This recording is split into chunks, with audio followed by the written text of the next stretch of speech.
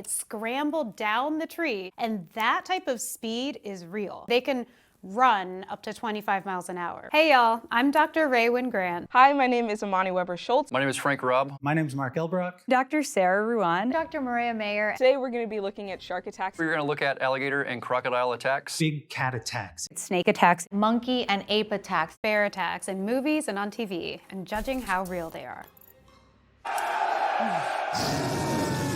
So already in this clip, I see the very cinematic trope of a giant brown bear standing up on its hind legs and roaring at a person. Honestly, in real life, bears are very quiet. They really don't do a lot of growling. They don't do a lot of roaring. But if there's a territory dispute, two big male alpha bears might actually stand up on their hind legs and roar at each other and fight. But if there's a big bear and a small person, that bear isn't usually going to go through all that trouble.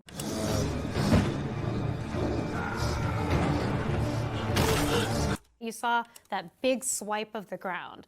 That's something that brown bears and black bears do. In fact, I have experienced a bear do a bluff charge on me, and it is frightening and terrifying, but really they're just trying to freak you out so that you back up and walk away and they don't actually have to attack you.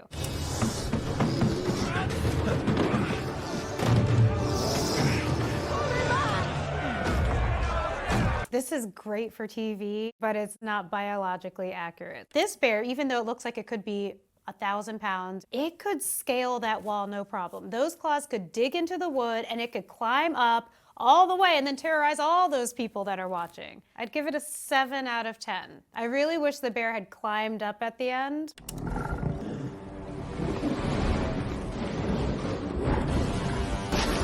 Let me make it clear, that is what you don't do. Even if it looks like you might be attacked by a bear, you never run.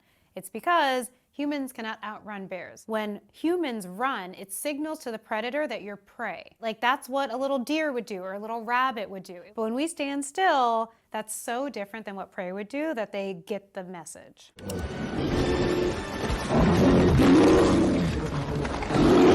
No way. Bears, as big and burly as they are, can also get into teeny tiny small spaces. I mean, I've seen bears squeeze themselves into anything they want. So again, if it wanted to hurt him, it would. This is interesting. So we see that they made a ring of fire, and that's their tactic of protecting themselves. First, no one should ever do this in the wilderness, okay? It will start a forest fire. But two, there really is something to this, and that's that most wild animals are afraid of fire. It's just something that they haven't experienced, right? They can't make fire themselves. So as much as I don't want anyone to ever use this tactic, I believe it would be effective to keep you safe. How are we going to lure him? Blood! Did you see him? Blood! That's not gonna work. Okay, so bears are driven by hunger. Blood does not necessarily signal this is something to eat, right? A bear wants to smell something delicious. It wants to smell honey. It wants to smell rotting meat. I think they're getting this from the shark thing. Sharks are drawn to blood. It's not the same with bears. So this is actually something that we use in real life. If we want to lure a bear to something, maybe we set up a little trail cam and we want to get information on the individual bear, we'll put out what we call a scent rag. And so it looks just like that, like a little piece of cloth, and we'll put some kind of scent on it. We could literally use vanilla extract. They'll come right to that rag to see what it is. Run, run!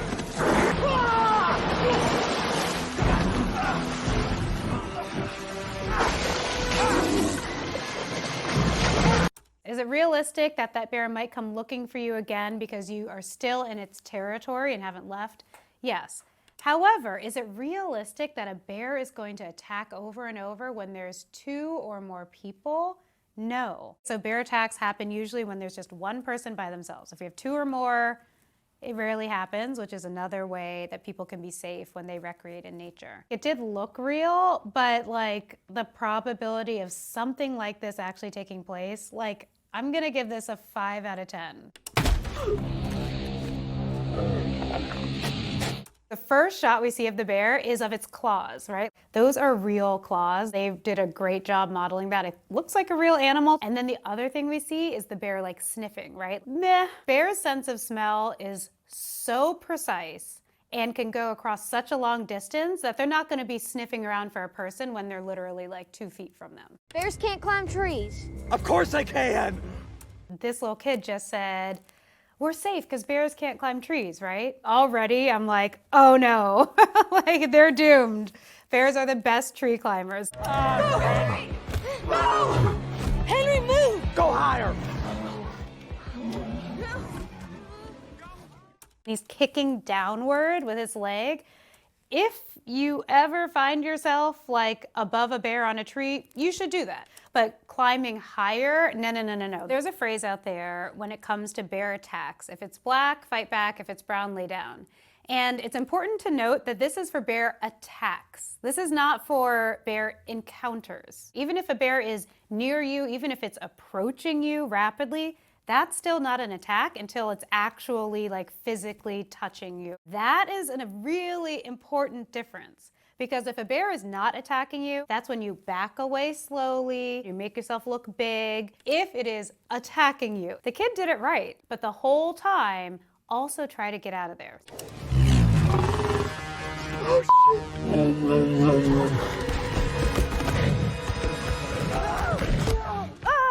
It scrambled down the tree, and that type of speed is real. So the bear like first slowly went up to get the boy. Of course they can do that, but the way it practically leapt onto the second tree and scaled it in a second, that's really when a bear wants something. I mean, they can run up to 25 miles an hour. Also, it should be said that like bears don't do drugs. It is totally like hypothetical what a bear would do if it was like on tons and tons of cocaine. But this movie is loosely based off of a true story. But there was a bear in the 80s, I believe it was 1985, that was found dead after ingesting a big amount of cocaine that was dropped from an airplane. But in general, overdoses can kill animals just like they can kill people, and that's what happened to the real cocaine bear. The only thing that I saw in this clip that wasn't so accurate is that they're really not that interested in attacking people, right? Especially black bears. Black bears are the least predatory of all the bear species. They mostly have a vegetarian diet. They love their fruit. They love their nuts. Another thing people should know is that bears do not eat people. Sometimes it's happened, like really, really rarely, but they do not prey on humans. If a bear is attacking someone, it's really because they perceive that person as a threat. I would give it like a 6 out of 10. I can't imagine a bear ever leaving one person to go attack another person for drugs.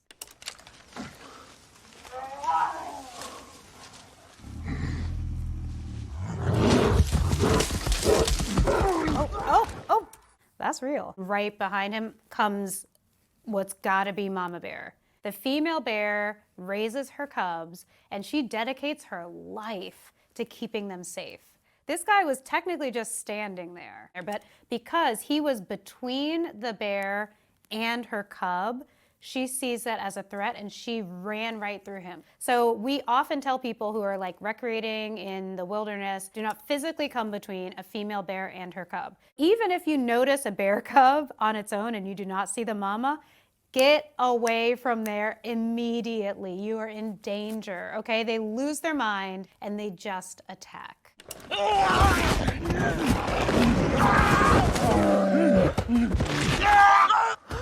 So it's actually really, really accurate the way that they showed the attack. The way that the bear uses her teeth the most, like she does a little bit of like paw stuff. She uses those parts of her the most because they're the most effective. And again, she's not trying to like get a bite to eat, right? Like if she wanted to eat him, she would use her claws to tear him apart.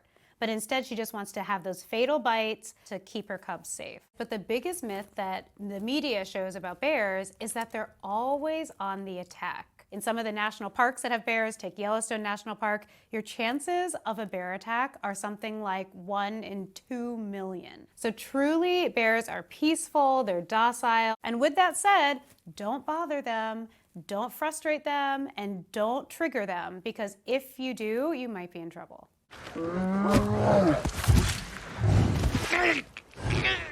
Like at this exact spot, I wish the character knew to play dead, because this is a brown bear, sometimes called grizzly bears. And with that species, it's really important to play dead, because if he just played dead right there, it's more likely that she would like nudge him a little bit more just to make sure and then walk away. But he's like still making a little bit of noise, and it's telling her like, nope, he's still alive, he could still be a threat. This is giving me anxiety. He shot her and then she just attacked more because she's like, see, I was right. It just tried to hurt me. I'm just gonna like kill it and rip it to pieces now. So I can understand having a weapon and wanting to like kill it and fight back for your life. But again, you're safer playing dead until he can no longer hear or see the bear or her cub. Honestly, I'd give this one a 10 out of 10. It's, believe it or not, a CGI bear, but they really got it right. How did you get up there? I don't know. And of course, like pandas don't really do the splits, but they are flexible. All the little YouTube videos you see of like pandas in captivity rolling around and being cute, they really do have very flexible bodies, although they're chubby and fat. I now see that the way to get through to you is with this. Oh, great. Realistic that they would want to eat a lot of food, but would they eat delicious Chinese pork buns? I don't think so. However, a lot of people don't realize that pandas, although they're vegetarians and some might think they're herbivores, they're actually still carnivores. Pandas have the gut microbiome to digest meat, meaning they have the bacterial community in their bodies to break down meat and synthesize it for energy. So that means that it's possible that ancient pandas were carnivores and ate meat all the time, and probably if they wanted to, they still could.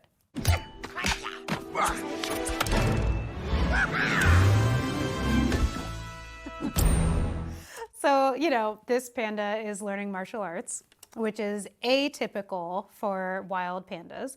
But believe it or not, pandas can fight. Pandas have claws and they have fangs, long fangs that could rip through tissue really easily. So they have the physical structure to be very, very aggressive and violent if they want to. I love this movie, but I have to give it a 1 out of 10.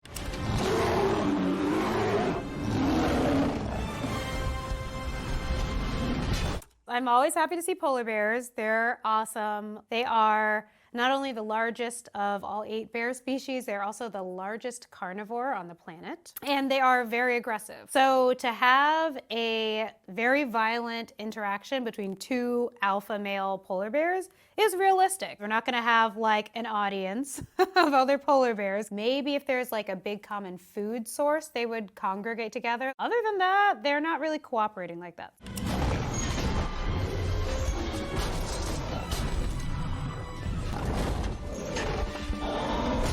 The other thing that we wouldn't really see in a polar bear fight is the running and slamming together. Usually when they're fighting, they approach each other slowly, they'll do all the bluff charges to each other, and then they'll get up on their hind legs and start fighting, but they won't kind of knock each other back and then run at each other together again. They don't eat people, they don't eat each other, but they're more likely to be extremely aggressive. Polar bears are what we call obligate carnivores, right? So that means they just want to hunt and kill and eat. And because of that, it impacts their behaviors. They often say, like, if it's white, good night. It means that if you are in an attack with a polar bear, it's not looking good. As well done as the art was, I would give it like a 2 out of 10. Bear fight! I think it goes without saying that this is like extremely exaggerated. The bear was like slapping back And that was actually kind of realistic. In fact, like, it doesn't take a lot of energy for them to like slap you across the face. But punching a bear in the face is just a really great way to irritate them and to get them to really hurt you. Hey, Ron! I'm riding a furry tractor! You can't ride a bear. It's kind of worth explaining that over the years, bears have been used in like circuses and entertainment capacity. Don't train wild animals. There's a lot of ethics around this. Probably bear riding has been a thing. But these days, you're not really gonna find it anywhere. I would give it, again, like a 3 out of 10.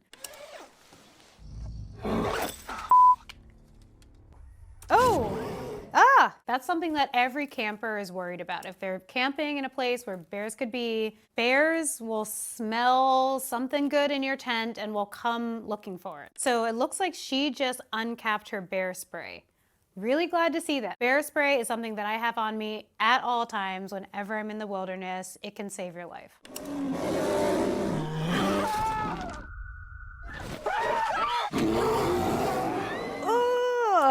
This is where this woman went wrong. Bear spray is completely 100% ineffective when you're in close proximity with the bear. It's just gonna aggravate it and make it attack you. You use it when there's a bear in the distance. Bear spray is pepper spray, but it's not the same kind of pepper spray that we use to keep ourselves safe. It is extremely powerful and it shoots at a long distance. So if you sprayed bear spray in your tent, you would not be able to breathe. You wouldn't be able to see, like you would be incapacitated.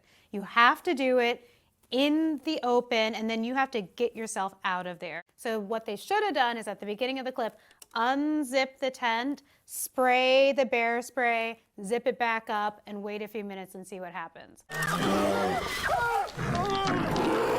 That one was intense. It would have to have so many interactions with humans that it learns a behavior to become a killer, like a deliberate predator of humans. Also, the bear spray situation could have saved them way before the attack actually happened. I wish they had just deployed the bear spray the right way. I wanted to give it like a 9 out of 10 because I was like, camping, black bear, fear, like that all makes sense. But then in terms of how aggressive and how like murderous that bear was, I want to give it like a 4 out of 10.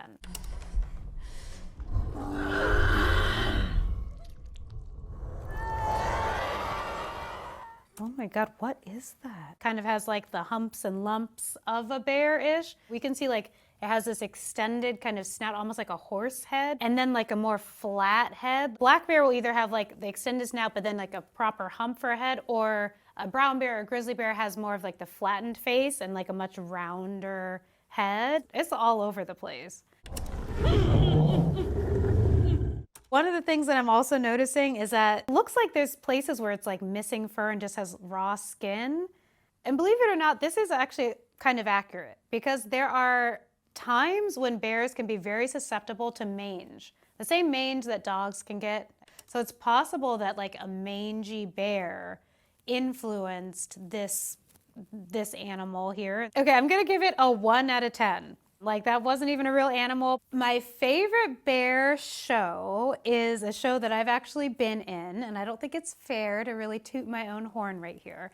So I will say that my second favorite bear show was Yogi Bear. And it was mostly about this bear named Yogi who lived in a national park and would steal people's picnic baskets. But it's like kind of realistic, right? Like bears are in a lot of America's national parks and they love our food. That's something that humans and bears have in common. Hi, my name is Amani Webber-Schultz. I'm a shark scientist. I study shark morphology.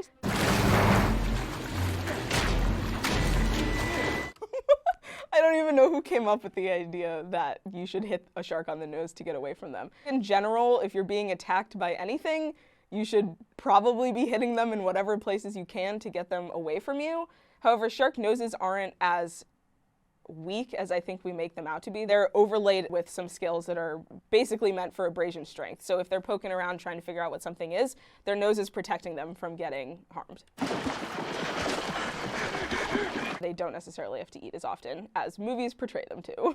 Shark digestion actually takes a really long time, whereas us as people, we have a really fast metabolism, and so we're eating all of the time. Sharks have a lot slower versions of that. Once they get enough in a meal, they'll just swim around and let all of that digest. So people are not a natural food item for sharks, and so they aren't necessarily swimming around the ocean thinking, oh, where's a person for me to eat? Often they're really just looking for what their favorite meal is, which we do know that sharks have preferences for what food they're consuming. Often when they bite people, it's a curiosity bite, meaning they just want to know what we are.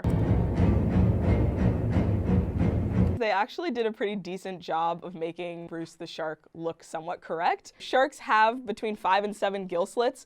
Great whites have 5, and in this movie they did give him 5, which admittedly made me happy. One of the biggest things that they got wrong is his size, though. In the film, he's around 25 feet, which is far larger than the largest great whites that we know about. In general, females are the bigger of the two of males and females, and they get to be around 16 feet as a total maximum length. So Bruce is about 10 feet larger than the average great white shark that we know of. This movie was really influential in creating this public perception of sharks that they are man-eaters, and then the subsequent terror that people felt after watching it. There was a really poor view on what sharks are and how important they are to the ecosystem. Now I think we're kind of bouncing back from this. You see a lot of people realizing how important they are to this planet. I'm gonna give this a 5 out of 10 purely because they did an okay job with the body of Bruce and because I really appreciate the amount of gill slits they gave him. Oh. Dory, are you okay? Oh.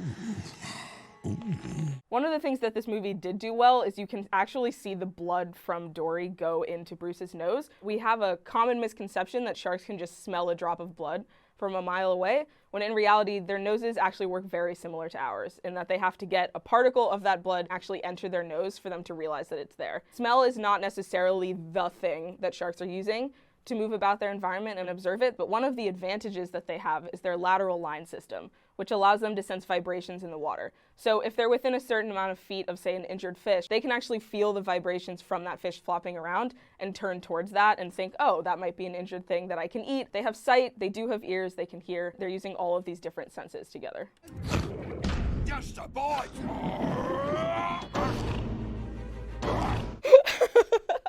So sharks do not go in a frenzy when they smell blood, but they do get curious, so often they will completely turn to where that scent of blood came from and swim towards it. In general, they are opportunistic feeders, so they don't want to expend more energy than they need to for the food that they're going to eat. In this example, a clownfish and Dory would not actually be a sufficient meal for a great white shark like Bruce, so he wouldn't even be putting any effort into trying to capture them. He would be more interested in, say, something like a seal, which would offer him an easier meal and also give him a lot more in terms of energy. Fish and friends, not food! So there are a couple of different types of omnivorous sharks. My favorite example is the bonnethead, which actually eats seagrass in addition to crabs. You also have the biggest sharks in the ocean, such as whale sharks, basking sharks, and megamouth sharks. These are all filter feeders. So they essentially just swim with their mouth open or suction water in to then filter food out. And usually this food ends up being things like plankton or shrimp. But of the sharks in the scene, which are the great white shark, the short fin mako, and the hammerhead, none of these sharks are omnivorous or vegetarian. I'm gonna give this a 4 out of 10. I'm not convinced that these sharks aren't real sharks. They are like unreasonably realistic, down to like the tag that's on the dorsal fin and also that pre-dorsal ridge that you can see on the top of the head of the tiger shark. One of the dead giveaways for knowing if a shark is in fact a tiger shark is those tiger-like gray stripes that you can see on the side of their body, just like you can see in this scene. The smoke in this scene is extremely unrealistic. They wouldn't be smelling the smoke that's in the air, and there wouldn't be smoke under the water. It's not unexpected for an attack to be from a tiger shark. They're probably in the top 5 sharks to be considered to be more dangerous to humans than others. They eat essentially anything. People have found license plates in their stomach, which I think is crazy. So in this scene, Sean Connery is swimming away. If the tiger shark wanted to eat a prey item, especially someone like a person who is not built to be swimming in a water environment, you wouldn't be able to get away. But in this scene, it's probably slightly more realistic to a shark that was just curious, just following you around, trying to kind of figure out what you are. And so this tiger shark isn't actually exerting that much energy in this, probably because it's not actually that interested. I'm gonna give this a 6 out of 10 because the sharks are actually real. Okay. This is one of the ones where this shark swims by and there's like 8 gill slits on this thing and it drives me bonkers. This is supposed to be a megalodon shark. They are a prehistoric shark, so they are in fact extinct, despite this movie making you believe that they might maybe somewhere be real. This shark is okay in terms of anatomically correct. They make the shark around 75 feet long, although newer research is showing that megalodons were probably closer to around 60 feet. Wow. Yes, this is what real shark cinema is. There is actually no way to get out of it, and they're also not normally glass. She's like doing like a photo shoot down there with that amount of light. I'm going to try to hit it in the eye. She's aiming for the eye. Probably a good idea to aim for the softest spots on the body of anything that is attacking you. Structurally, the weakest spot on a shark in terms of ability to actually give them injury and be somewhat catastrophic to them is their stomach, because their stomach is a lot less protected than the upper part of their body, which has a very big layer of muscle and tissue. Their stomach is somewhat lined, but then right past that wall, you have all of their essential organs. However, sharks have been shown to sometimes be able to swim around with holes in their body, depending on where it is, assuming they don't lose any of those essential organs, because sharks are crazy.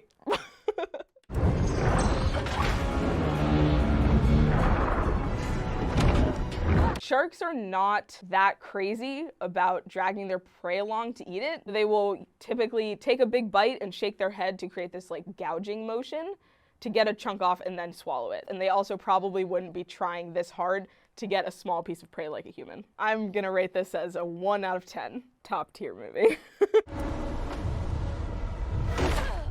This is supposed to be a great white shark, and if you look at the depth that Blake Lively is surfing at, it's probably too shallow for a great white to even consider swimming in that direction. Juvenile great whites do go into shallower water because they're smaller. So if you're smaller, you can go into shallower water, but really large great whites have a tendency to hang out offshore or in way deeper waters, purely because they're too big to actually swim into shallower waters. In 2021, there were around 73 unprovoked shark attacks worldwide, and roughly 50 to 51% of those were people who were surfing or on boards, because you are like a large form that has things that look like flippers or fins hanging off the side of you. I could see that being something that they might confuse, but whether or not they actually confuse you for another prey item or they're just curious as to what you are is hard to say.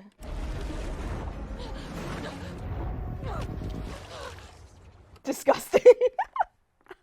First of all, absolutely no one would be surfing near a whale carcass because dead mammals smell terrible. Secondly, a great white would absolutely go after a dead whale carcass as opposed to a person because they don't have to expend any energy for it. It's basically free food. I'm gonna give this scene a 1 out of 10. So the fin out of the water trope is mostly a movie thing. Obviously, the dorsal fin is the highest point on their body, so if they're swimming near the surface, then you're gonna see that dorsal fin. But it's largely unrealistic that sharks are regularly doing this. At least that part of this scene is somewhat correct. Great white sharks do breach all the way out of the water for a very short period of time before they re-enter. Sharks that breach in general, it's usually during feeding. However, breaching out of the water to reach a person on a boat is very unrealistic. Great whites, when they're breaching, often they will swim relatively slowly when they're trying to figure out if this is a prey item that they actually want to eat. And then in that last couple of feet, that is when they will swim really fast, and that's how they end up breaching the water. This is hugely energetically costly though, so they aren't actually breaching as often as the media portrays them to be. It's probably somewhat unlikely that a shark injured to the extent that this one is would keep coming back for the same prey item. However, there are sharks that will eat prey that may or may not cause them harm. A really good example of this is hammerheads. They have been found to have ray barbs, or the stingers, lodged into their mouth because they love eating them, and it apparently does not bother them to just be swimming around with a bunch of spikes sticking out of their face. I'm giving this a 0 out of 10. I think the whole clip is ridiculous. It's called photophores. That means cells that light up. The cookie cutter shark. They do show that cookie cutters bioluminesce. That's a really cool fact about them. And this idea of bioluminescence is through the use of photophores, as said in this scene, where they have cells that essentially light up along their body. And cookie cutter sharks will do this on purpose to attract maybe even a larger predator or a prey item for them.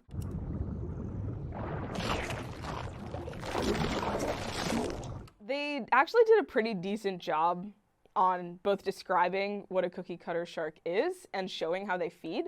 They do essentially bite the prey that they want to eat and then rapidly spin off, which is how you get that cookie cutter bite mark. They also did a decent job of showing their body. They do have that really large eye because they generally live in habitats that are a lot deeper in the ocean, and so there's not as much natural light going down there. You know what else is weird about them? They swallow their own teeth. I love this fact. Cookie cutter sharks live in a nutrient-poor environment, and so getting all of the nutrients that they want can be a lot harder to come by. And so they will swallow the entire bottom row of their teeth to then recycle that calcium. So this is a shark jaw. Sharks, because they lose their teeth so often, they probably do, on accident, consume some of their teeth. But in general, the cookie cutter shark is the one that we know of that does this on purpose. Their jaw doesn't look like this. The bottom row of teeth is actually all fused together, so it's just one big tooth with a bunch of spikes at the top. And that whole bar of teeth will then fall, and they will eat that and retake the calcium out of that.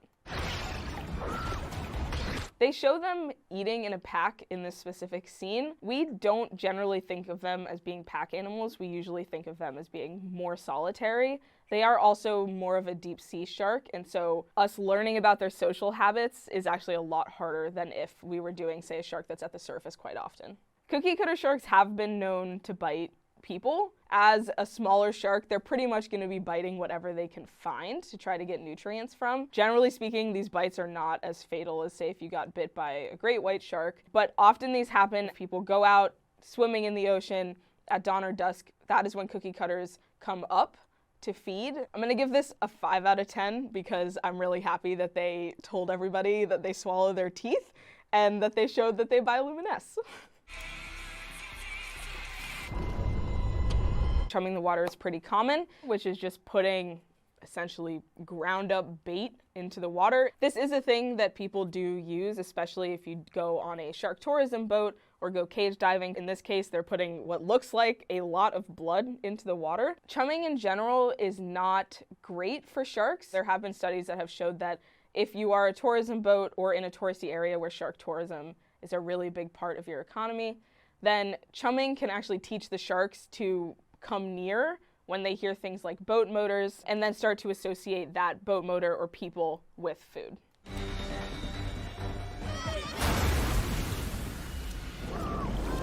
This one is just funny. In general, if you have to swim in a direction, going through the area where food may or may not be for a predator is not good advice. It's quite unrealistic that if someone got bitten in the abdomen that they wouldn't just bleed out and die immediately. There is no such thing as a soft grip if you're in the mouth of a shark, and so they would have probably just been bleeding a lot more and or had full chunks bitten out of them.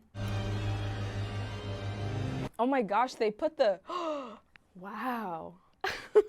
So in this scene you can see all these little black dots around the underside of its nose. These are called ampullae of Lorenzini, which allow sharks to detect electricity, and they use this to essentially just sense electricity in the ocean. So when we tense our muscles, that creates little tiny amounts of electricity, and they can actually sense that, and I am in shock that they put that on the shark in this movie. I'm giving this a 4 out of 10 because I like that they included the ampullae of Lorenzini.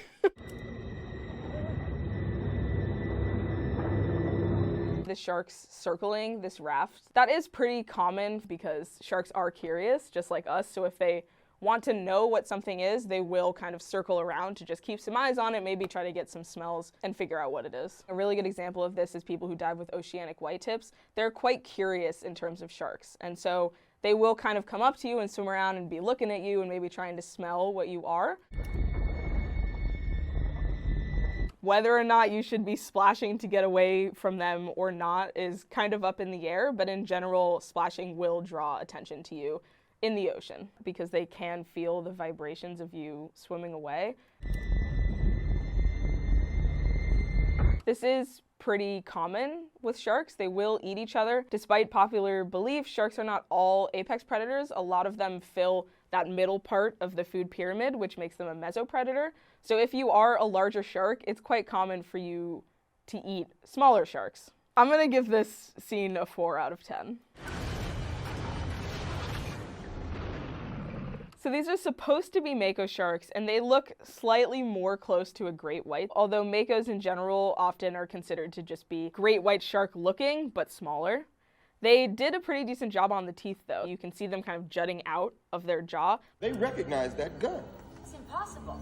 Sharks do not swim backwards. They can't. In general, sharks cannot swim backwards. The main reason for this is that they don't actually have a locomotor motion that would move them backwards. So if we were walking backwards, we're just moving our feet and pushing in a backwards direction. They don't have something near or at the front of their body that would provide thrust to let them move backwards. I'm gonna give this a 2 out of 10 because I feel bad giving another film a 1 out of 10. My favorite shark movie is Shark Night because I know how unrealistic it is. I just end up laughing the whole time. And also Jaws, because Jaws is just the OG shark movie. My name is Frank Robb. I have called alligators for the state of Florida through their nuisance alligator program for going on 29 years now.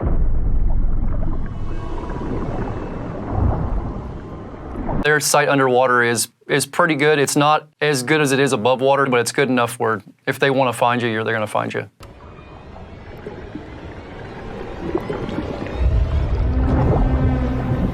That is how they lay in the water. They'll lay just kind of chilled out with their arms hanging out from both sides and the tail kind of back there. They can sense something below them moving around and not be looking at it.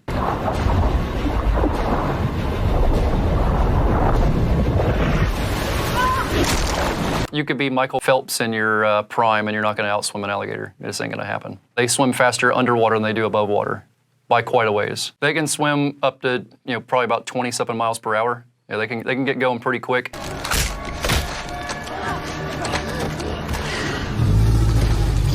I've heard so many arguments over the years about how to get away from an alligator safely. You're running zigzags or you're running a straight line. They're not going to chase you. It's not something they're going to do.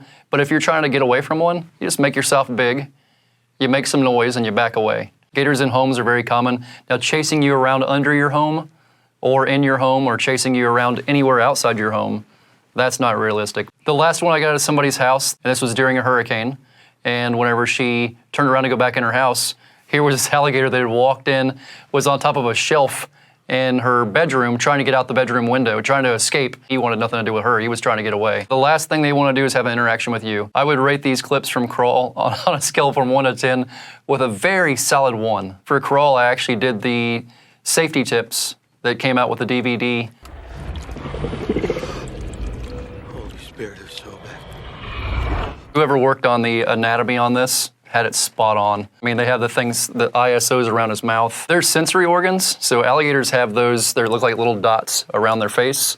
On crocodiles, they have those little dots or these sensory organs, which are like underwater radar or sonar. Their eyesight is on par with any bird of prey. I mean, they have very, very good eyesight. And they have something we call a nictitating membrane, which will fold over their eyes. It's a second eyelid. It's their underwater goggles. They would pick you up from underwater and pull you down, and there would be no him looking at you beforehand. He's not going to let you know he's there. He's just going to pick you up and take you.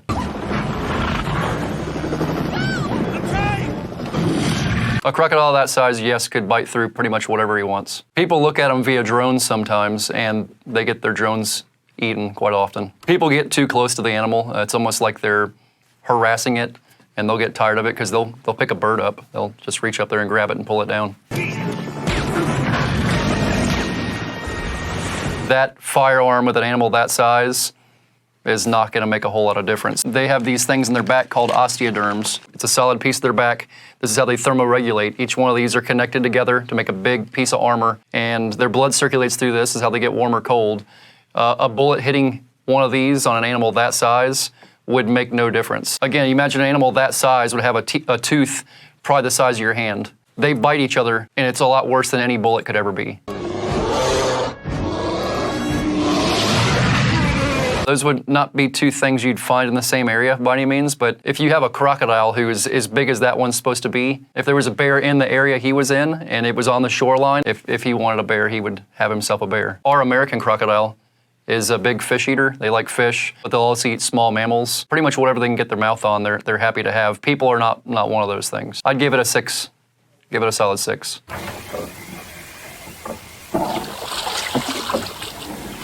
You wouldn't be holding a snare like that with bait in it and hoping the animal would come over to you and go into the snare and take the bait while you're holding it all. It's not how that works. While saltwater crocodiles get a reputation for being very aggressive, if you have something dead out there hanging out for him, he might need a minute to think about it. It's not gonna be something that's gonna happen immediately. What he's using there is a cable snare. It's something we use for alligators and crocodiles both when we're doing research. The way it works is you put this thing around an animal's neck and it cinches shut and you can pull the animal to you and catch it. It's not the way you would really want to approach a saltwater crocodile, especially an animal of that size. So if we're dealing with alligators or crocodiles, what we typically do is we'll catch them with a fishing rod. Then you can use a rope or a snare. Do what you need to do with them and then let them back loose. It's pretty easy to let the snare loose.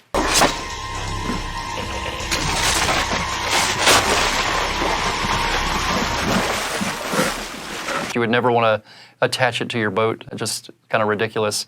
So I mean, no part of the clip really made any sense. There's been instances where we've had alligators bite people's boats. Those are animals that have been fed, and they're associating these people who are out in their boats fishing with the fish they're bringing in because they're like, hey, here's an easy way to catch food. I'll wait till this guy pulls a fish in, then I'll go over there and try to grab it before he gets in his boat. So sometimes that kind of thing happens, but it's not typical by any means. A crocodile that size, again, historically they got that big, could take a boat down for sure. Realistically, there wouldn't be a whole lot of reason for him to do that. This clip would be rated a nice solid 1. The way that it was handled from the beginning, no part of it was realistic.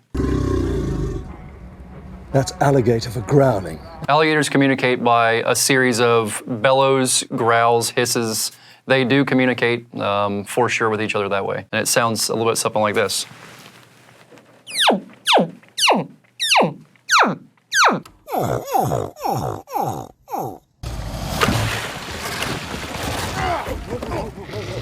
For sure, an alligator can jump like that and grab something, without a doubt. I mean, if you have one cornered somewhere where he can't get out of it and he's trying to defend himself, yeah, they're gonna lunge at you, they're gonna jump at you, and they're gonna snap at you, but it's not the situation they want to find themselves in. It's pretty realistic.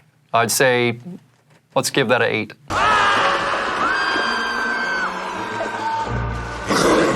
This is supposed to be in India, and they're showing American alligators in India. It would either be the Indian gharial or the saltwater crocodile you can find in some places in India as well.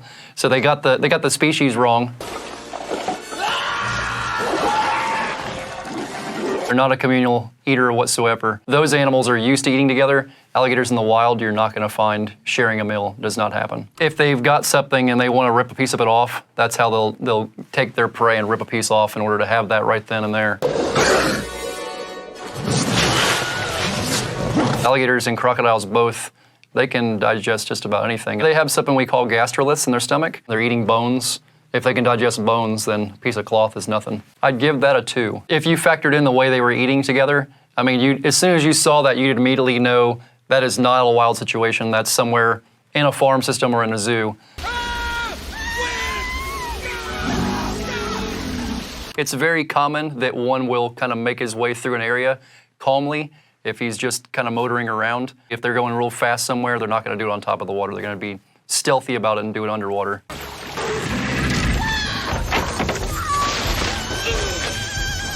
Crocodiles are ridiculously strong. They're a very powerful animal. There's no person on this planet that can match strength with one. There would be no reason for him to go knock someone off there. That crocodile could have easily reached that chandelier with no problems whatsoever. You're looking at a crocodile that's 15 plus feet long. Yeah, no, you're not safe.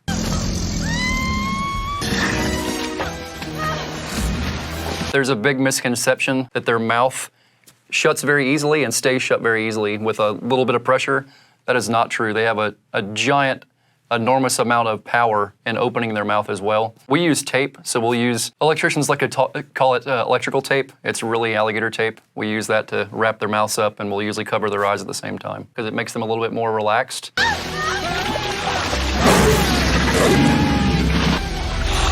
I don't care if you're Arnold Schwarzenegger in your prime, you're not getting away with doing that. He'd fling you off like a bug and you'd be lunched so quick. I would give this a 1. While it was a lot of fun, it was not realistic. Realistic looking animal, not realistic looking actions.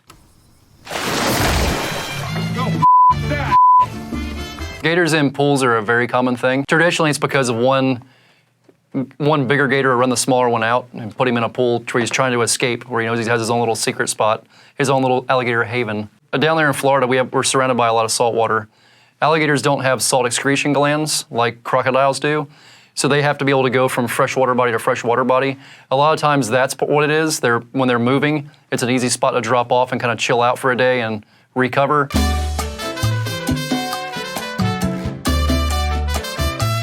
That is realistic. The alligator would just kind of go, whatever, buddy. Like, I'm chilling out, man. It's my relaxed day. It's my spa day. They're gonna be underwater most of the time. I'll usually kind of have a conversation with them, get them to kind of put their head through a rope and catch them that way. I'd give that one a 9. Alligator being in a pool, very common thing. Him turning and snapping at the guy when he was seeing the pool, that part about it was kind of goofy because he's gonna sink and go hide.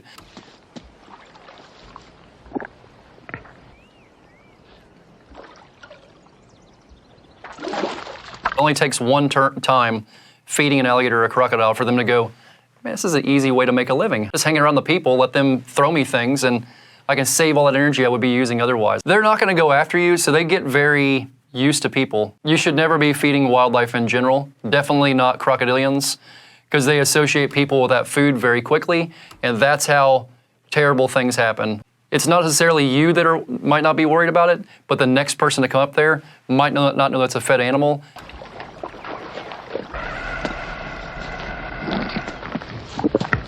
In the wild, American crocodiles are actually even more secretive and ghost-like than the American alligator. They want nothing to do with you. They're a very, very secretive animal. They would not approach you the way these are approaching here that have been fed. As soon as something hit the water, they're gonna be looking at it like it's food. Yeah, if you tried to run and jump across crocodiles, you'd only do it once. It doesn't work out so well for you. If you're rating it, looking at the realistic possibility of crocodiles and alligators approaching you in an alligator farm, it's pretty realistic. If you're looking at the realistic ability of running across crocodiles, that's not gonna happen. So you gotta give that one like probably a solid 7.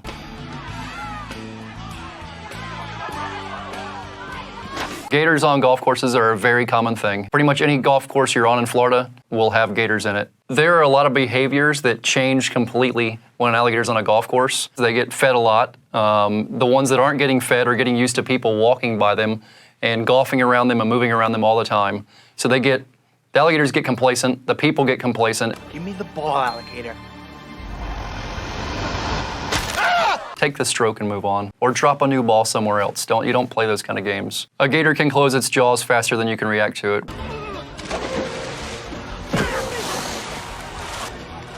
There's this misconception about alligator wrestling. That's not a real thing. That's an entertainment thing. There's no type of reality involved in that. As my uncle always says, you don't tempt the devil. There's no reason to tempt things like that. I'd give it a 1. The way the clip played out with him jumping in the water after it and wrestling it, headbutting it and elbowing it, you wouldn't be coming back from that.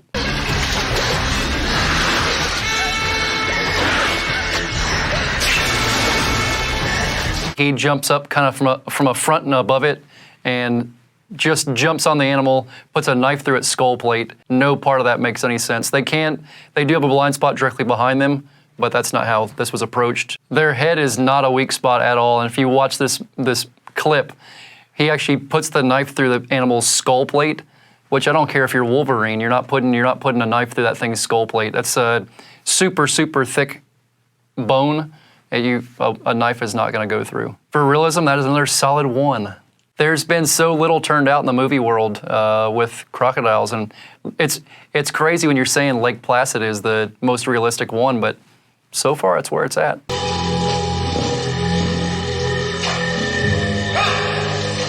In Florida where we're at, I get alligators out of culverts or water structures all the time. There's all these water structures between neighborhoods. That is part of their environment. That's a place that they spend a lot of their time in. It's a very common thing. If people realized how many alligators were under their neighborhoods, it would probably freak them out as well.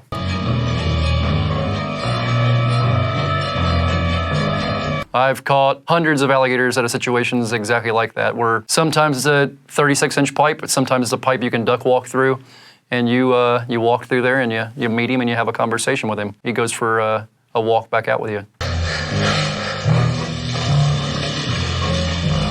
Normally because you're usually crawling through, you crawl hands and knees on until you meet the animal, you get a rope on them and you pull them back out. I'll call the sheriff's office or the fire department or call a couple of friends and have them help me get him back out the top. They do act different in different situations. Like you come across an alligator in a culvert pipe, he's gonna stand his ground. He's gonna say, this is my spot, my area. You turn around and go back. I'm not gonna turn around and go back. They're not gonna run away from you, they're gonna stand their ground. You better start backpedaling in a hurry.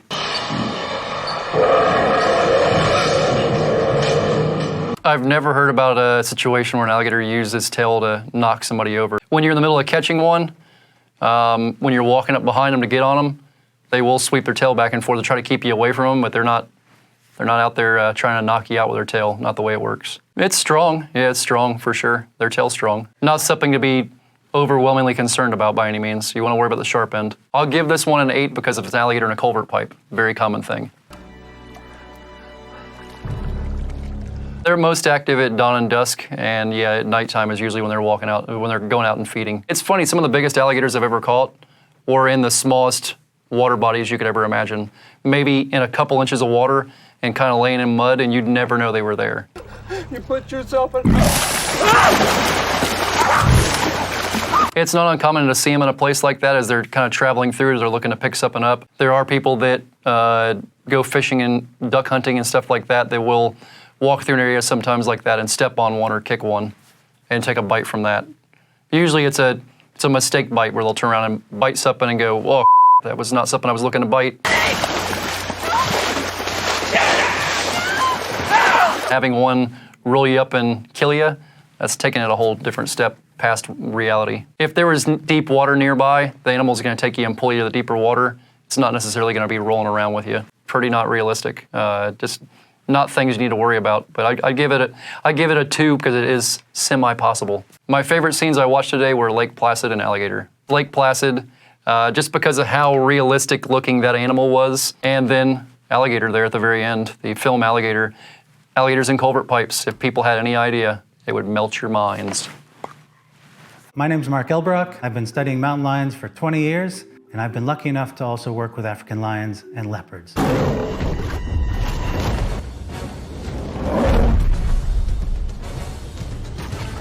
Where they stand up to begin a wrestling is actually real. African lions will do that when they engage in a fight, especially over territory or rights to a pride. Young lions actually challenge old lions. That's totally real. And that old lions almost always have a set of scars on their face from these territorial disputes over time. That's totally normal. To see an old lion without any scars means that lion has been bred in captivity. The swiping of the paws, all of that sort of rapid, like violence is very real. I would just point out too that the skin of cats, when you see them, they often look loose. They're swiping with these, these weapons, these claws that can dig in an inch or more. And that loose skin is protecting them. The big mane is protecting them. So that all is defenses to allow them to have these violent exchanges. There was a moment there where you saw one go onto his back. That's really normal. A cat in a defensive posture will start to go onto its back to have 4 weapons pointing up. They are devastating because now if a competitor comes on top of them, they just shred their underbelly with all the vital organs. It's amazing to have that much realism in a cartoon. So I'm going to give this thing an 8.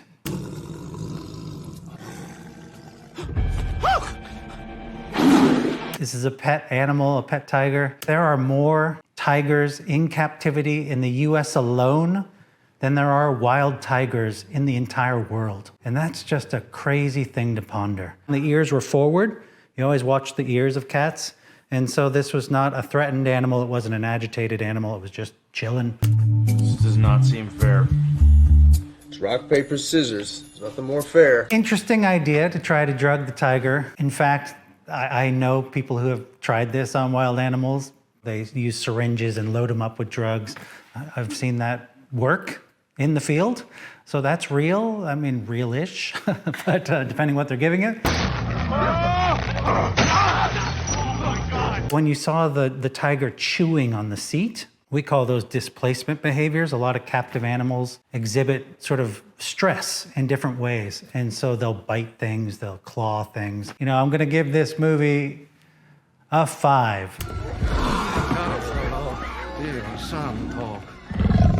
Note the pattern here, that there's sort of black squares with dots in them. And that's really important to identifying a jaguar and differentiating it from a leopard, which has no black dots in the middle.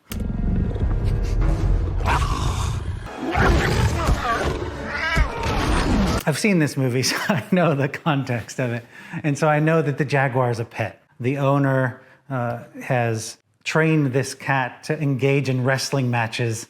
Would a jaguar wander into a bar to get a raw steak or to engage people? Absolutely not. In fact, jaguars, among all the big cats, have the least records of attacking people in the wild. It's almost unheard of. If that were a real fight and the jaguar were truly to bite down, it could quite literally bite through his arm. They have tremendous biting power as compared to other cats of similar size. I'm going to pet you now, and you're not going to eat me. Understood? You know, Hollywood loves its noises, and in this case, it has the jaguar purring. Jaguars can roar, but they cannot purr. So that, of course, is completely unrealistic. I'm gonna give this a 4. It's got tremendous comedy and poor natural history. Hey, buddy. Oh, you're a little scary kitty, huh? That's a real mountain lion kitten. All cats are born with blue eyes. The pigments haven't started to develop in their eyes yet. You can see this kitten has, been handled plenty. It's not agitated. Its ears are forward. To me, I would call that a smiling kitty. The mountain lions can't roar, so they were often considered the largest of the small cats. An agitated mountain lion would be hissing. They go, and then they'll snort, like as they pull the air back in to hiss again, they'll go, and go. Oh my God. This is one of the first clips in which we've seen a cat drop its head and lower the front half of its body. And that's exactly what a wild cat does when it is preparing to pounce. What would a mountain lion really do if it was defending its kittens? It's all about bluster. They'll false charge you, they make noise. It would be an incredibly rare thing that they would actually make contact. Because in a fight, they are vulnerable. And the best thing for the safety of their own kittens is to stay alive. Oh my God. I mean, there's so much to talk about. The cat's enormous to Kevin, and I know Kevin Hart is not a huge man. So a typical female, especially in Southern California, is gonna be like 80 pounds. That cat is huge compared to what it should be. Oh my God. How she even dropped to the ground and let go of him is totally not mountain lion. When a cat attaches to something it's attacking, they do not let go. Like, they are attached, and they'll go down with their prey. They've actually been seen rolling off mountains attached to a bighorn sheep or some other prey and rolling together. Is that an EpiPen? He's not jabbing it in the jugular, he's jabbing it in the shoulder, which would be, the least effective form of defense. The neck would have been good, or the eye. People often recommend, if a cat is actually attacking you, go for the eye. I'm gonna give this one a 5. African lions, the largest ones, are almost as large as the largest tigers. There are records of up to 600 pounds, but they exhibit extreme dimorphism. And that's a fancy word for saying the males are a lot bigger than the females. When I've been in the field and confronted a lion, When they stand up, their eyes are essentially even with your chest, which is incredibly intimidating. And this is hard to watch. This reminds me of, is it The Revenant that had Leonardo DiCaprio? That bear scene was just brutal, like in its ferocity. And this is, this is the most realistic attack we've seen. It is on his back. They often go for the spine, big cats, when they're attacking any kind of prey. And you notice this lion is biting a lot. We haven't seen that in these other clips. Lots of clawing, which, as I talked about, is more about wounding. This is a lion going for a kill. This clip is as real as it gets. I'm gonna give it a solid 8. And it loses 2 points in just the impact on the person who was at the receiving end. The devastation of that attack would have been lethal. What the hell? But if you're scared, that beautiful death machine will do what God made it to do. This part of that clip is actually real. That if you keep showing fear to a mountain lion or to another big cat, you're setting yourself up for a potentially dangerous situation. You never want to give a cat the opportunity to, what I call, gain momentum. They'll become bolder. And they'll continue to do whatever they're doing to make you afraid. Most folks will recommend you take 2 fast steps towards it. Like you step towards it, and I'll clap. I'll stamp my feet. I'll be loud. I'll be aggressive. And they'll usually just be like, whoa. And then they'll leave. God, he's just following me wherever I go. Well, he's just looking at you. That's actually a really cool thing to talk about, because cats lock on their prey. To get them to break that focal lock is really important if you were to ever be in an encounter with a big cat, which you can do by yelling, screaming, doing something surprising. Hey, here we go. I'm getting in. The sound at the end, that it's so funny because it's the ringtone on my phone, and because that is one of the most overused, popular sounds of mountain lions. I love the fact they talked about fear. We'll give it a 6.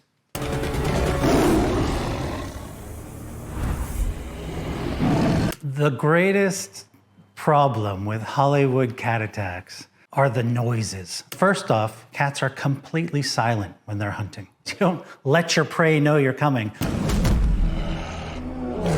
When that tiger emerges and hits the wolf, that's actually a really important thing to note about cat hunting, is that they use their bodies, not just their claws and their teeth. Sometimes, if they can get enough power behind themselves, just their weight alone can break the neck of an animal. You should never run.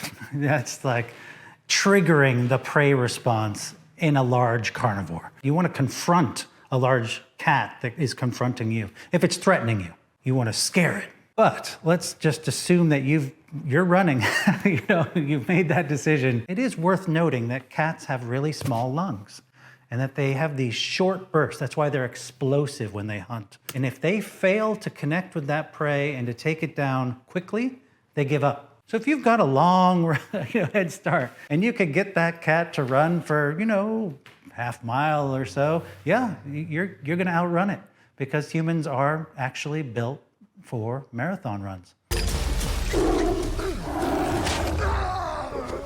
There's no way he could stand up to being clawed several times. So cat claws are protractable, and that means that when the cat is relaxed, they're actually sheathed. You don't see the claws.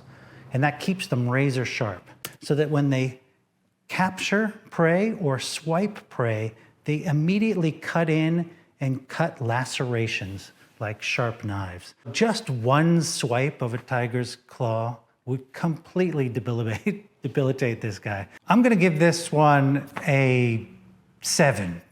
Come on! Come on! Come on! Will a tiger defend food from a potential scavenger? Absolutely. And lions too, and mountain lions too, and leopards too. They'll all do that.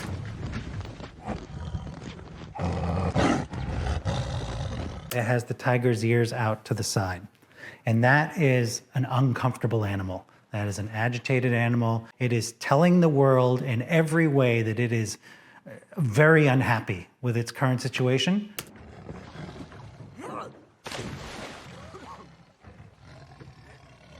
Pi takes to water for safety, right? He leaps off the boat. And if the tiger were locked on him, like truly hunting him, that probably wouldn't have saved him because tigers swim and swim quite well. But in this case, as I mentioned, the tiger didn't seem to be locked on him. I'm going to give this clip an 8 because the CGI is amazing.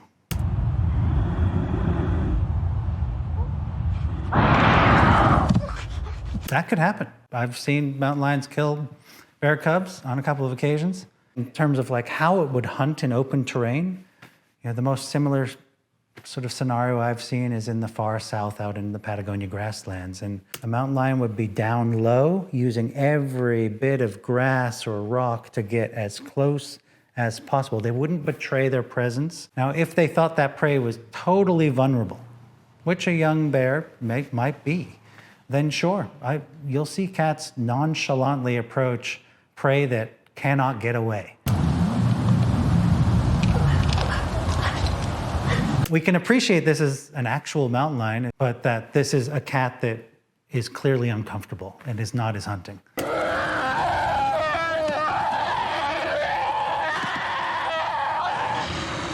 Would a mountain lion confronted with an adult brown bear turn and flee? Absolutely. You know, mountain lions will always choose the exit rather than engage unless they're cornered. And that gets me a little bit to talk about the habitat here. It's totally open. There's hardly any trees. It's a lot of rock. This is actually not great cat habitat, at least in the north where you have brown bears, because this is the domain of wolves. And wolves always have the upper hand in the open. And so cats, when you look at their distribution across North America, they're almost never found in these wide open areas. So we've got real mountain lions, real bears. I'm still gonna give it a 7 because the open terrain doesn't really match. My favorite big cat attack scene from today would be from Me Time. Part of my enjoyment of that clip was how poorly it was done, you know, in terms of CGI and the interaction between Kevin Hart's character and the actual mountain lion. I'm Dr. Sarah Ruan, and I'm the Assistant Curator of Reptiles and Amphibians at the Field Museum in Chicago, Illinois. What the? I think a snake could end up in someone's luggage accidentally and then it gets out, or it could be just stowaway somewhere in the plane itself. Snakes are pretty good at getting into really small places, and they are really secretive, so they could be there for a long time and you just wouldn't even know it.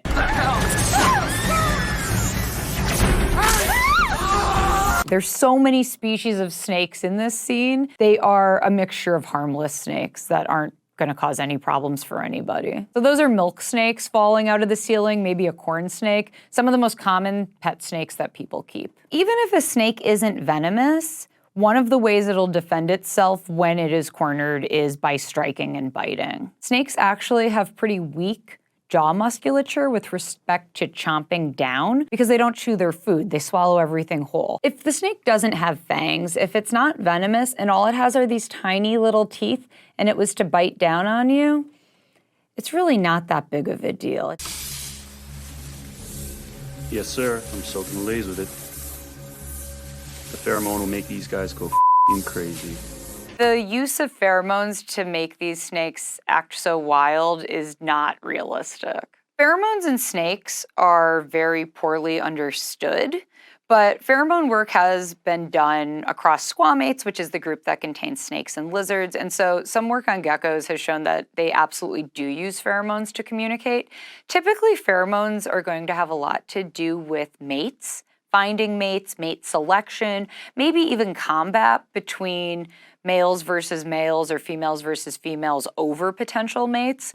But as far as being aggressive towards other species, that is really unlikely. I'm gonna give Snakes on a Plane a 4 for realism. I like that there are actually some real snakes used in the movie, But the behavior of these snakes is a really bad look for snakes and totally inaccurate. A human can outrun pretty much every snake that exists. Flat out, an anaconda certainly can't chase down a person.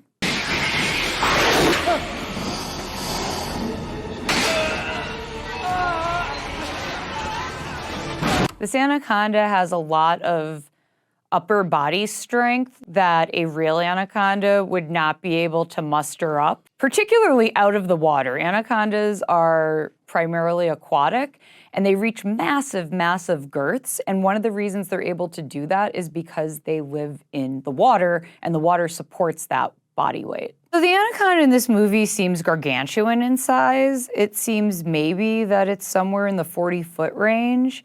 And although anacondas are thought to be able to approach approximately 30 feet, the reality is that as far as legitimate documentation that has not been questioned, 20, 25 feet is a lot more realistic.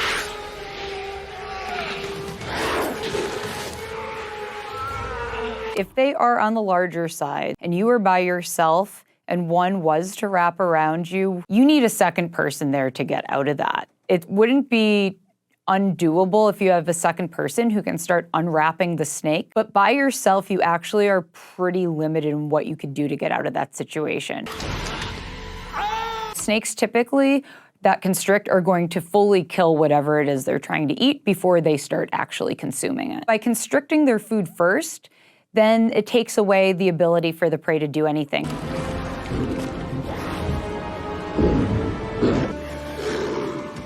In reality, that snake is going to be taking its time when it's feeding, and given the way snake skulls are put together, it's not a simple process. People talk a lot about snakes unhinging their jaws when they feed, but the reality is that their jaws are not actually attached to start with.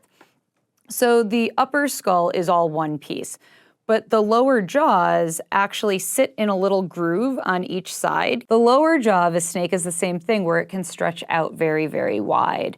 And so this stretchy ligament allows the snake not just to open its jaws very wide horizontally. In this clip, when the snake is feeding, it seems to just be gulping down the human. But in reality, in order to pull that person down into their digestive tract and down their throat, that snake is actually going to be using one jaw at a time. And then once it really gets down into the throat where there's a lot of musculature, it can start using those muscles in the same way that we swallow something. But it takes a while before that sort of natural reflexive action takes over. So I give anaconda a 4 because the way that anaconda moves around and its speed is incredibly unrealistic. Anacondas are not out looking to eat people anyway.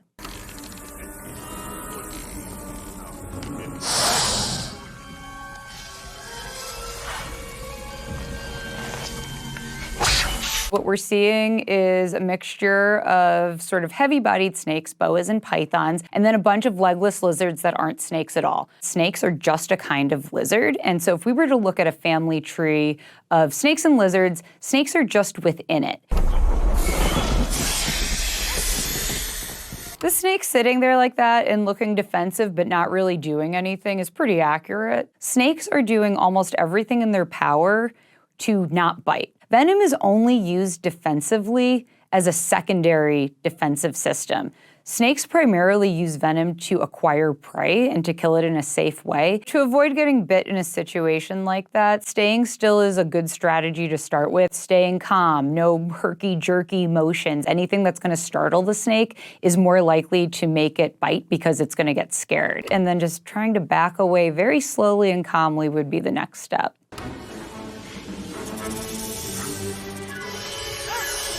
So that's a python, and it's just hanging out. That seems pretty realistic. That's what most snakes do. Most snakes, even if you're up close in their face, are gonna remain pretty calm if they can avoid having to do anything. One of the best ways snakes defend themselves is by not moving and hoping you don't really see them. I'm going to give it a 5. What I like about this clip is that the snakes, for the most part, are acting the way snakes do. These snakes are mostly just minding their own business. Maybe they are striking a little bit when Indiana Jones is actually kind of harassing them. But even the cobra doesn't do anything, and that's really quite realistic. I have to take some points off because most of the animals in this clip aren't snakes at all. Can you hear me?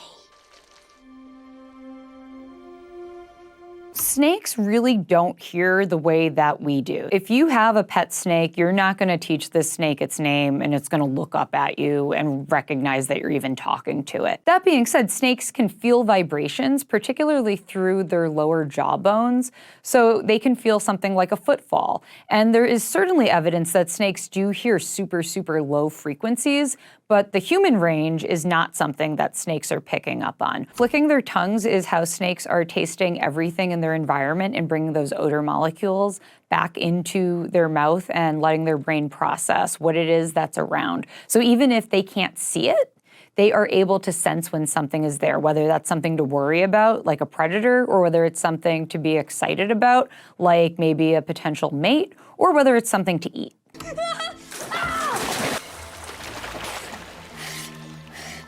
This snake is in a zoo environment. It's probably incredibly used to people, and it's probably very well fed. If I was to fall in there, I would just keep an eye on the snake and just calmly get myself out, just climb on back out.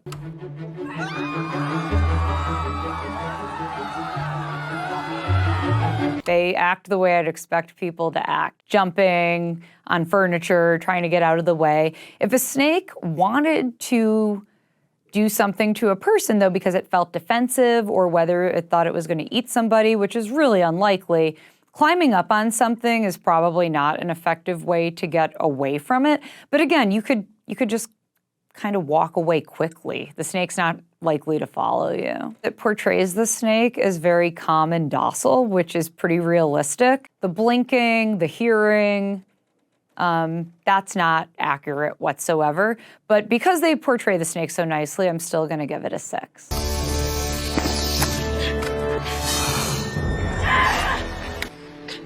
That snake in the clip looks like it is very deliberately coming over, sinking its front 2 fangs only into her with the express purpose of biting her. And that's a really weird thing to try to portray because that's really not how snakes bite. They're going to engage both their upper and lower jaws and bite fully. In the United States, getting bit on the hand or on the ankle or leg tends to be where people get bit the most.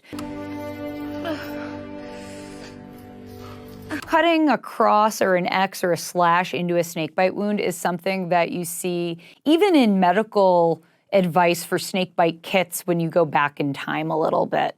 But the reality is that doing that is only causing you more problems. What people think when they do that is they're going to make a nice incision so they can start trying to suck that venom out and really get it all out there. Venom really needs to be injected into the circulatory system, into the tissue directly for it to be effective. And so you could, assuming you don't have any sores in your mouth or an ulcer maybe, something that's allowing that venom to get into you, you could eat snake venom and you would theoretically be totally fine. And that's what makes venom different from poison.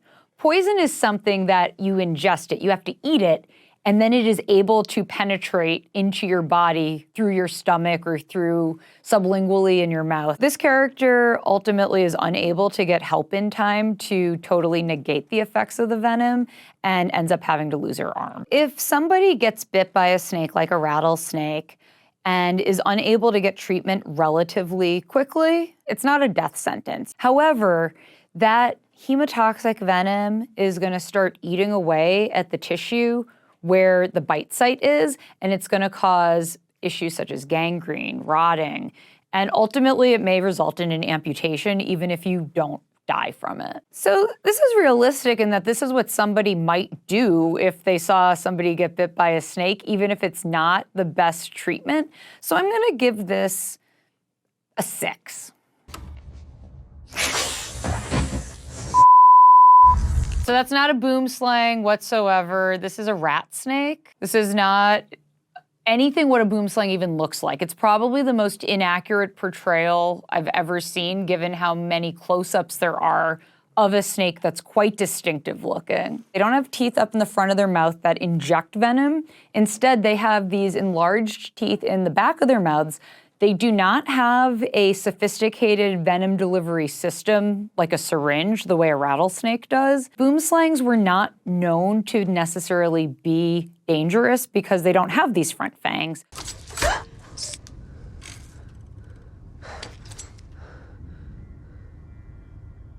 30 seconds before the venom does its thing. You could get yourself a big syringe of snake venom 100%, because the way that antivenom is made, you have to get venom from the snake species you're targeting, and you do that by taking the snake, and it's called milking it, and basically under controlled circumstances, the snake is encouraged or forced to bite. Typically, it's like a kind of a rubber sheet that is stretched over some sort of vial or cup, and the snake bites into it, and then the venom starts dripping down into the cup.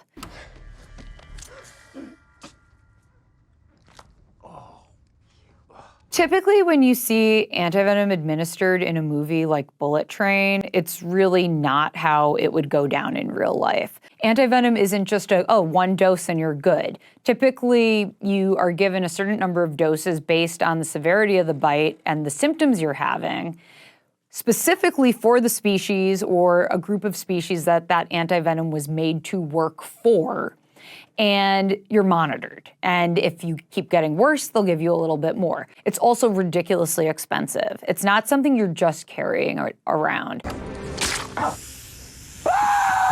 Having a dose of antivenom and then getting bit relatively soon afterwards, it might actually protect you from a subsequent bite. One thing I'll point out is that antivenom is very good at stopping the venom that's circulating in somebody's body, but whatever damage has happened typically isn't reversed.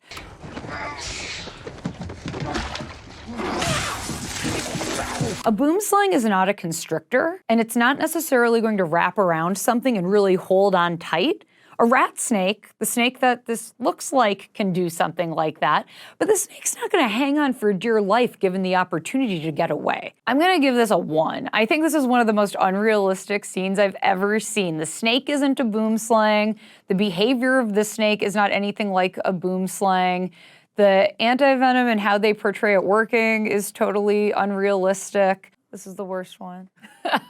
For accuracy.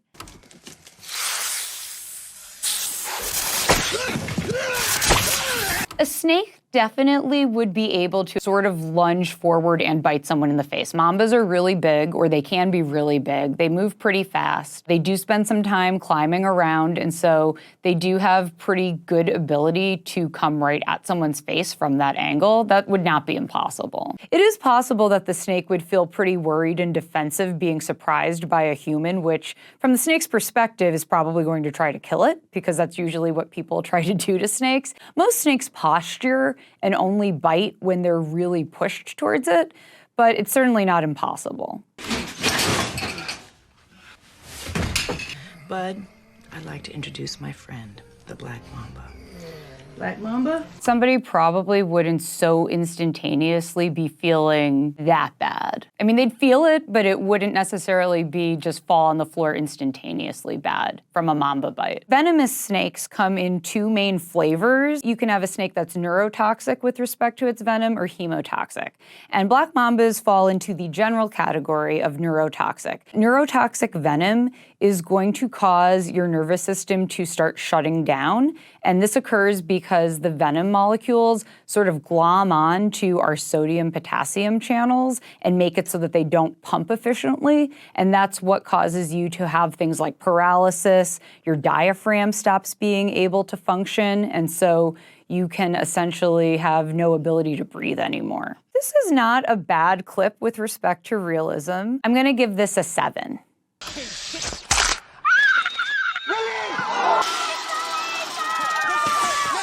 With snakes like rattlesnakes, I'm always going to be very, very, very cautious with how they're handled, and I'm never going to just pick up a rattlesnake like that. No herpetologist who doesn't want to end up in the hospital would ever do that. When snakes bite, they typically strike, they make contact, and they let go pretty quickly. The only times where you see a snake hanging on like that is snakes have these recurved teeth, and so because they curve backwards, if they manage to kind of sink their teeth into something, sometimes they can get a little bit stuck. You do, in fact, have to kind of push them forward and unhook them because of those recurved teeth. That's not a thing that's gonna work. You could just do nothing and it would be as effective. Trying to suck the venom out of a snake bite, it doesn't matter what kind of snake it is absolutely useless. It just starts acting so fast and dissipating through the tissues, through the blood, that there's no time to start trying to suck it out. And it's not something that is like in a capsule where you can just get it all out in one big suck. Pouring alcohol on it is, I can't imagine it really matters. And it's certainly not gonna suddenly make the person sit up and be okay. As far as portraying what a rattlesnake looks like, it looks like a legitimate rattlesnake. As far as the behavior, as far as the way they're dealing with the bite, totally ineffective. I'm gonna give this a 5.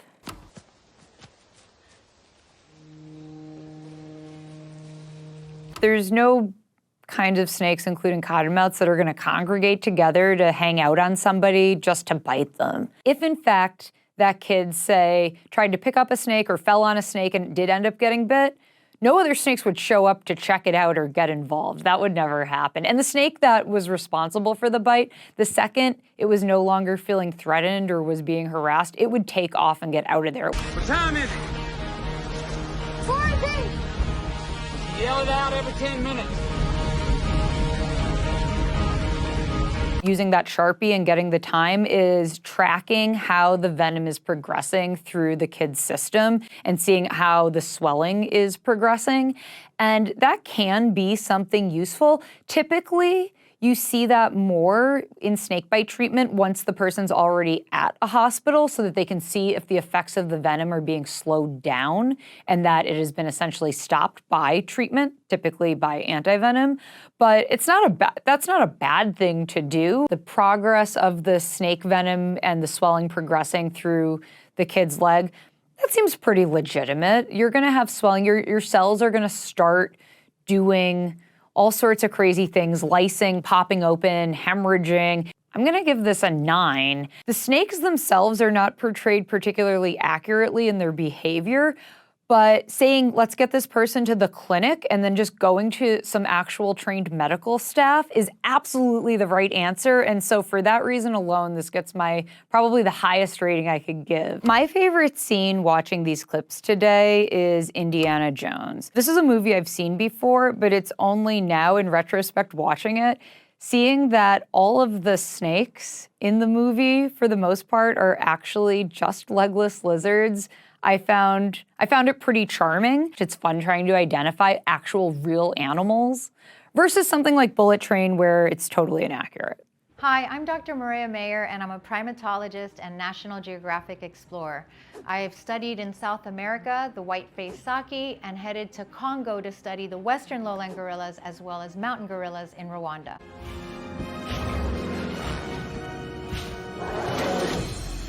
Gorillas spend most of their time on the ground. I have observed them climbing trees with, a lot of skill and dexterity, but scaling the Empire State Building, especially an animal that size, not too probable.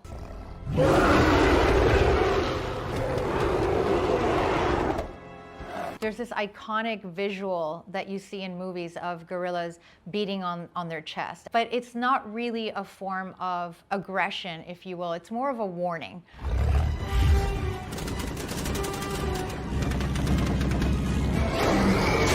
And while they're incredibly strong, and believe me, I get adrenaline rush every time I'm charged, they're not violent animals. The only time that I've ever really witnessed a gorilla be aggressive is when another male tries to sort of hone in and take one of their females and really kind of destroy that family unit. Yes, these are really strong animals, but there's also a very gentle and nurturing side to them that you don't often see in the media.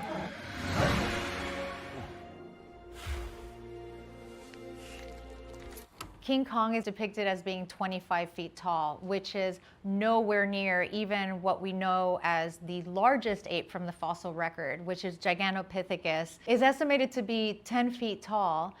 Disappeared about 300,000 years ago and is not even half the size of what King Kong is depicted to be. Because this is such an iconic film, and they do make an attempt to bring in gorilla qualities such as that protective and gentle nature that he shows Andero. I'm gonna give it a 3 out of 10 just for that.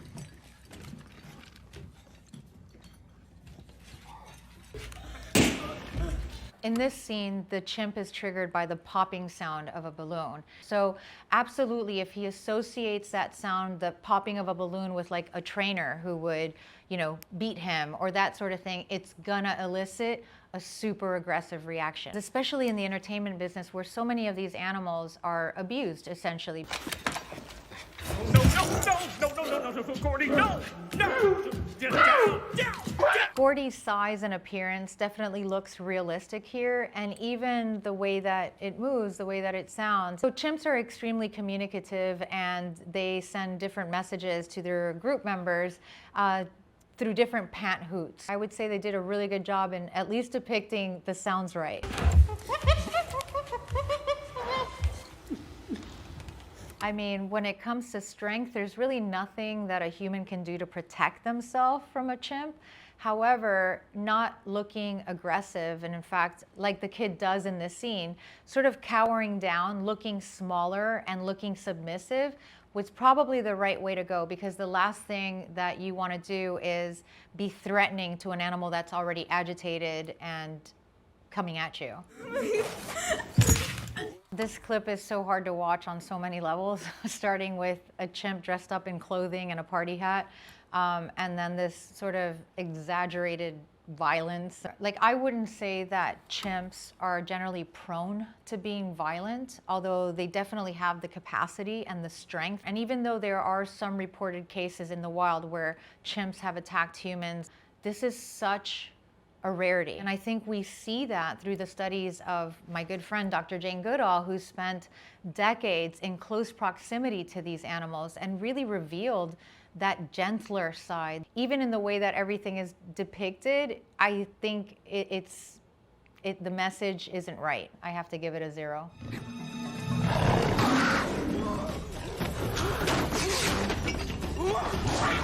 I love this clip, because one of the things that you see happening is that the gorilla takes great care and concern for this infant. And they have these massive canines that you see here.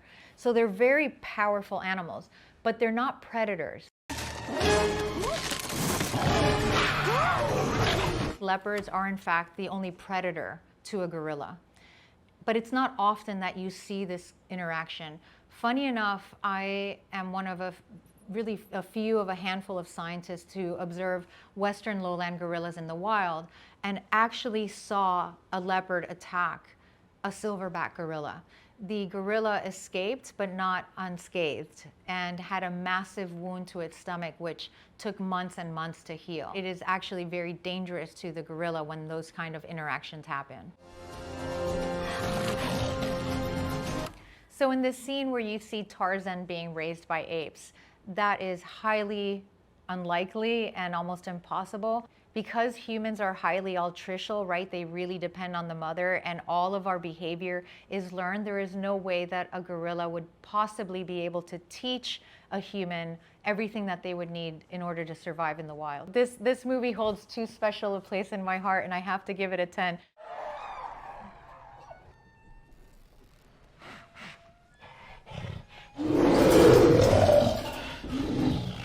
There's ape shelters that might house gorillas and orangs and chimpanzees, but they would never be in the same enclosure. However, there are places where you do find gorillas and chimpanzees coexisting, although not often overlapping in the same territory.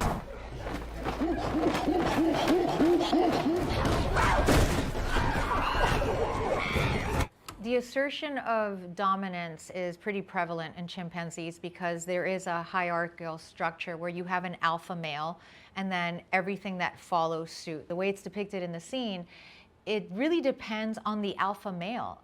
Just like humans, chimpanzees have very individual personalities, and you have some, well, that are complete jerks, and they will pick on another group member if they so want to. And even though most people are aware of the term alpha male, the truth is that females are also in charge, and they are also helping to lead the group. And so oftentimes they will choose and prefer leaders who are generally a more gentle alpha male, although they still will assert their dominance. You don't often see where they're just like picking on a particular individual in the group.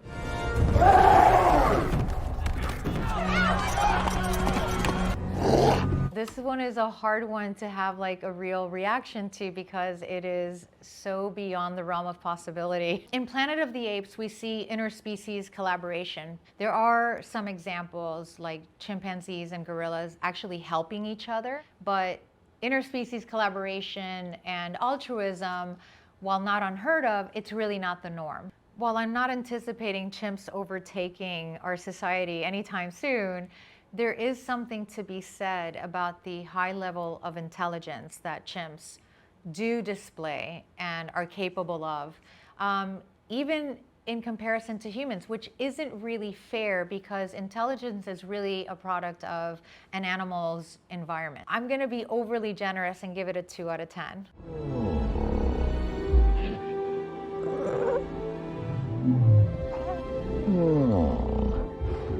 Seeing this ape help a juvenile ape is something that I've witnessed many, many times, but that's all circumstantial. Of course, they need to be genetically related, but more often than not, you see for example, silverback helping the young ones, really teaching them the ropes, getting them out of trouble, out of danger. The cutest scene I've ever seen in the wild is the silverback teaching the young males how to beat on their chests.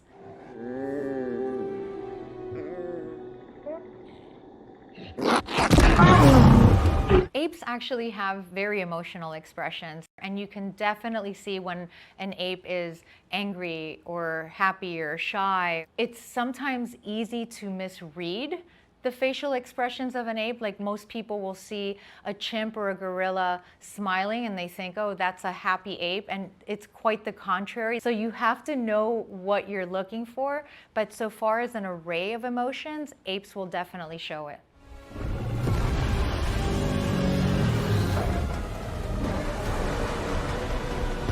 So I have never witnessed an ape fighting with some kind of a reptile. However, if the situation should arise, there's no question that a gorilla is powerful and intelligent, and I would think has the upper hand. That I know of, there is no reptile the size of Godzilla, so I think they're good. Probably gonna make a lot of people mad, but I'm gonna give this a 1 out of 10 for realism. And the only part to me that felt realistic was this sweet interaction between the older ape and the juvenile.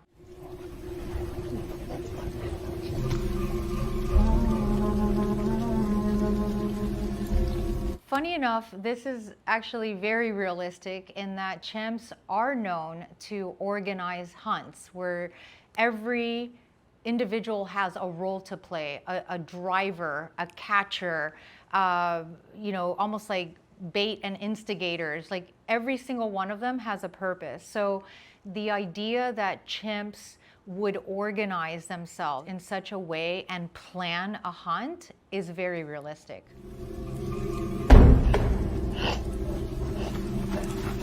Koba is a bonobo, and bonobos are actually known for make love, not war. And what's funny to me is that the look of Koba is very aggressive. It's not the sort of gentler, softer look that we know bonobos to have.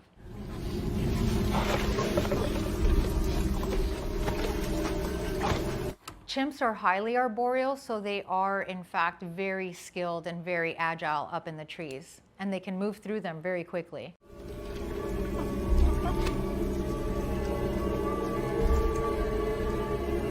So nonverbal communication and gesturing, like we see here, is actually not uncommon. While we generally hear chimps being really loud and vocal, there's also much more subtle ways in which they are able to relay a message and communicate. So Caesar eventually teaches the sign language to the other apes that we all know, like the famous Coco the gorilla learning how to sign language, and chimpanzees also have been taught how to sign. But this is not something that naturally occurs in nature. This is something that is learned behavior. So if a chimpanzee is taught sign language, they are in fact very capable of passing that on to another generation of chimpanzees because it's all learned.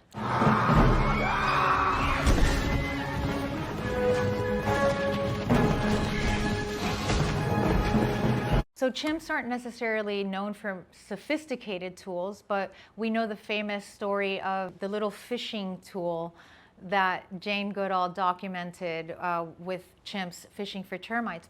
And in this case, we're seeing a spear, and that is also something that chimps have been documented to make, and they use them to actually spear galagos out of tree hollows. You know, looking at Caesar, the alpha male in Planet of the Apes, there is a very realistic appearance. When I look at Caesar, it's almost like the eyes are slightly more human-like. They've been softened up a little bit. Overall, the features that we see in Planet of the Apes, to me, tend to look and appear a little bit more human-like than we see in wild chimps. It really shows what chimpanzees are intelligent enough and capable of doing, which is to organize a hunt, make spears. So yeah, I'm thinking 9 out of 10. Those are mandrills. We should go. Mandrills have a very distinctive look with unusually colorful, almost painted faces. So they got that right, but the behavior, completely unrealistic. Mandrills are the largest of all the monkeys, but they are so shy and reclusive that the chances of you ever observing a mandrill in the wild is pretty much null. You wouldn't expect that when you look at their canines, but they have an omnivorous diet. They will eat fruits, roots, insects, reptiles, and amphibians. While they're really large animals with these massive canines, they're not actual predators. The idea of this mob of mandrills, they often move in very large groups. Sometimes these groups are more than 100 individuals. Swinging through this structure and trees is just completely unrealistic. They spent most of their time on the ground. The easiest way to tell the difference between an ape and a monkey is the presence of a tail in monkeys. And mandrills are old world monkeys, which is different from new world monkeys. And really the easiest way to remember that is that old world monkeys are from Africa, so they're more closely related to apes, while new world monkeys live in South America and are not as closely related to the apes. I'm gonna give this 2.5 out of 10 because the CGI is pretty good, but the behavior completely unrealistic.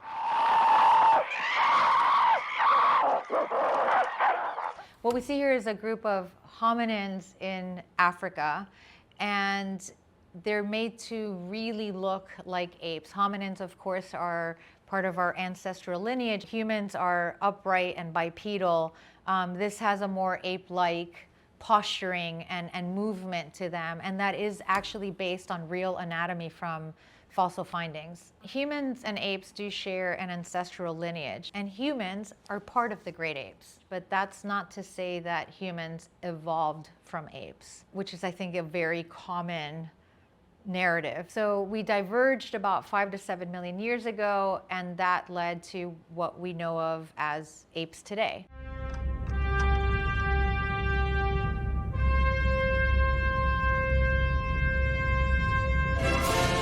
There was this previous notion that what separated humans from the rest of the animal kingdom was the ability to make and use tools. And as we know, Jane Goodall then observed a chimpanzee making and using a tool. So that was the famous question, do we, redefine tool, or do we change the definition of what it means to be human?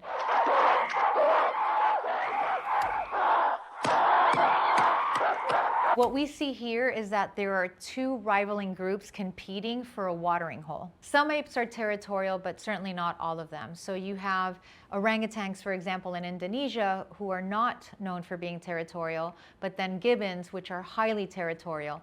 But chimpanzees are also extremely territorial. Chimpanzees are known for patrolling an area and actually attacking and sometimes even killing what they perceive to be a rival in their territory. What we do know is that no other species of ape is more cooperative than humans. So much of what we're seeing in this scene is actually possible and even probable in some of the ape species. I'm actually gonna give this one a 5 out of 10. Right? Hey, Dexter, you want to give me the keys? I just want to look. What a good boy. That's okay. Oh. This is so funny and strangely accurate because capuchin monkeys are unbelievably mischievous and clever and smart, which are actually quite popular in the entertainment industry because of the fact that they are so trainable. There are numerous examples of primates snatching things like macaques in Bali, or I've seen adolescent gorillas run right up and take a camera out of somebody's hand. Primates, especially when they're habituated to humans, can be fearless, and they'll go right up to a human and steal whatever's in your hand. I need those. Hey, don't encourage him. So, believe it or not, this clip is actually quite realistic. And I have been in situations in South America where they have in fact like taunted and almost recruited each other into the taunting and throwing stuff. It's a great movie, but they used a real monkey, and monkeys have no role in the entertainment industry. So 0 out of 10.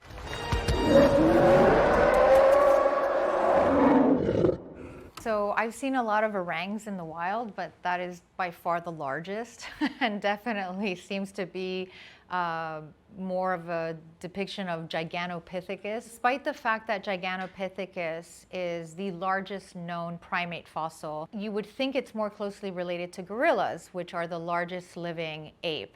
However, genetically, they're actually much more closely related to orangutans. Here's a skull of an orang. Now, you can see this is much smaller than what we're seeing in that scene, but we don't have a skull for Gigantopithecus. In fact, we don't have any bone remains either.